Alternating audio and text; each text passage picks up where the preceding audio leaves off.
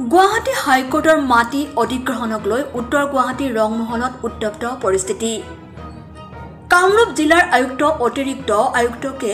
মণ্ডল কানুনগোকে ধৰি আৰক্ষীৰ বৃহৎ দল উপস্থিত ৰংমহলত। আৰক্ষীৰে তৰ্ক বিতৰ্ক লিপ্ত ভূমিৰ গৰাকী।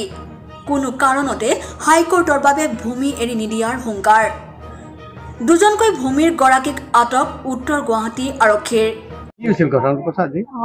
আজি মানে এবছৰ ধৰি আমাক মানে কৈ আছে হা মানে আপোনাৰ মানে জুখিব আহে মানে এনেকে জুখিব আহে আৰু এদিন যেতিয়া জুখিব আহিছিলে ফাৰ্ষ্ট তেতিয়া মানে আমাক কোৱা নাই মানে দৰ্জাখন খুলিছে আৰু ডাইৰেক্ট জুখিব আহিছে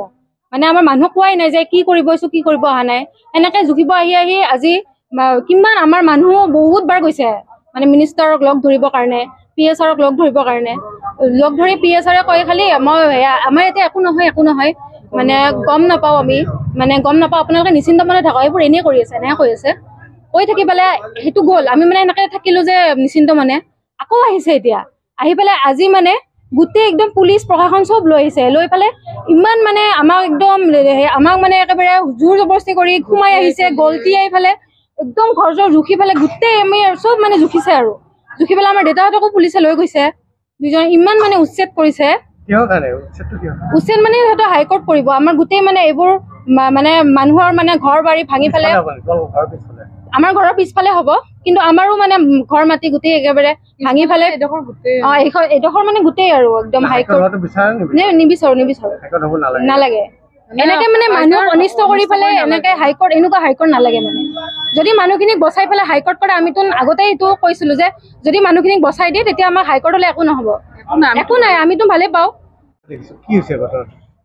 পুলিচ মানে আমাক একো নটিচ চটিচ একো দিয়া নাই দেই নাহি পেলাই আগতেও আহি আছে আহি মানে মনে মনে আহি পেলাই মানে মণ্ডলে এনেই মনে আহি মানুহ কোনো খবৰ নিদিয়াকে এনেই বাহিৰে জুখি লৈ যায়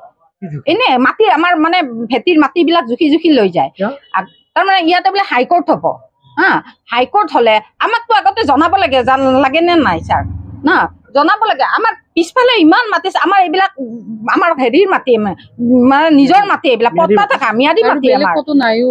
নাই আমাৰ কতোই নাই মাটি এইখিনি মাটি এতিয়া মানে ঘৰ বাৰী মানে চব মানে ভাঙি চিঙি পেলাই লৈ যায় আমি কৈছো আমাৰ পিছৰ যিখিনি আছে আমাক চব সেইবিলাক লৈ যাক আমাক খালি মানুহকেইটা থাকিব দিয়ক খালি আমাৰতো আমি ইয়াতে মাটি কিনি থাকিম যে আমাৰ মানে হেৰি নাই একো মানে কোনো ভৱিষ্যতেই নাই আমি থাকিব পৰা কিমান মাটিৰ দাম হৈ গৈছে পিছফালে আমাৰ মাটি আছে আমি এইটুকু কৈছো আমাৰো পিছফালে অলপ মাটি আছে পিছফালে হ'ব হাইকোৰ্ট হ'ব আমাৰ মাটি নাই পোৱা আজি পুলিচ আজি কওঁতে মানে জুখিব নিদিওঁতে উঠাই লৈ গুচি গৈছে পুলিচে আমাৰ মানুহজনক উঠাই লৈ গৈছে পোনা তামুলী ইমান এই অপাৰেশ্যন কৰি অনা মানুহ হাৰ্টৰ অপাৰেশ্যন কৰি অনা মানুহ চাৰ্জাৰী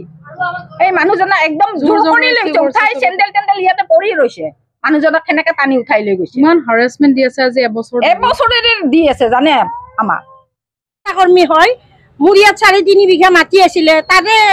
সেই 6 লেণ্ডতো মোৰ মাটি গৈছে আৰু তাত টাৱাৰ এটা বহিছে মই এজনী বিধৱা মানুহ হয় মই এইখিনি চম্ভাল কৰি আছো ল'ৰা দুটাক লৈ কিন্তু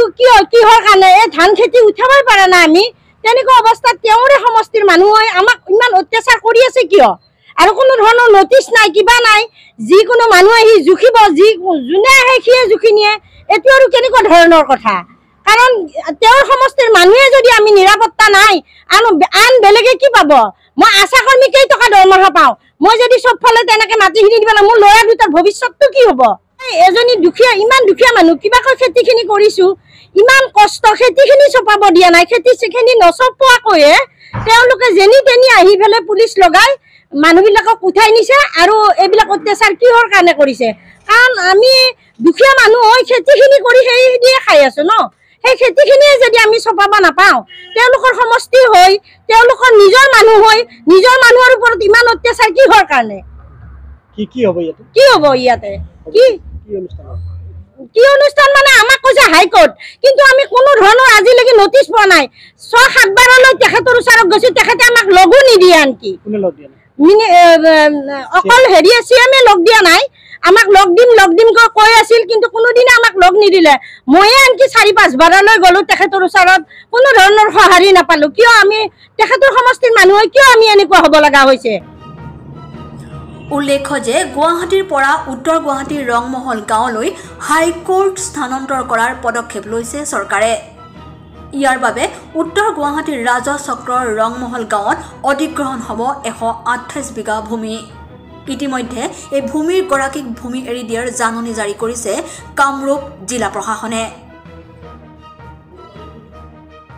ব্যুৰ ৰিপৰ্ট, অপৰূপা টিভি। প্ৰিয় দৰ্শক, আপোনাক অপৰূপা টিভিৰ তৰফৰ পৰা বিনম্ৰভাৱে অনুৰোধ কৰিছোঁ, এই চেনেলটো আপুনি ছাবস্ক্ৰাইব, শ্বেয়াৰ, ফলোইং, লাইক আৰু কমেণ্ট কৰি লগতে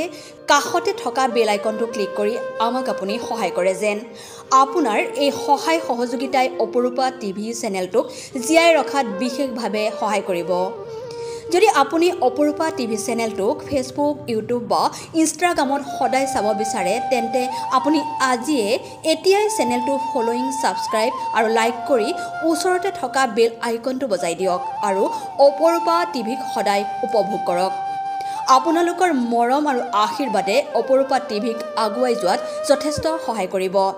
আমি সদায় প্ৰতিশ্ৰুতিবদ্ধ, ৰাইজৰ পক্ষত থাকি ৰাইজৰ হকে আৰু সমাজৰ উন্নতিৰ হকে কাম কৰি যাম। বিশেষ জানিব লগা থাকিলে প্ৰিন্স কাশ্যপ, পৰিচালন সঞ্চালক তথা মুখ্য সম্পাদক অপৰূপা টিভি, মোবাইল নাম্বাৰ 8135819868 নম্বৰত যোগাযোগ কৰিব পাৰিব। ধন্যবাদ।